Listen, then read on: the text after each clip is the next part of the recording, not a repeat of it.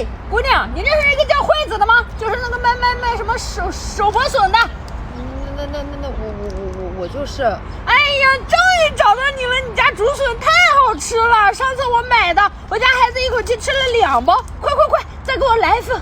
哎呀，想吃笋你不早说，你可吓死我了！酸辣口味的啊，1包、2包、3包、4包，来拿着吃。好嘞，回去给你点小红心啊！还给我点小红心啊？难道你是我家粉丝啊？哎呀，来再给你送1包。好嘞，谢谢老板。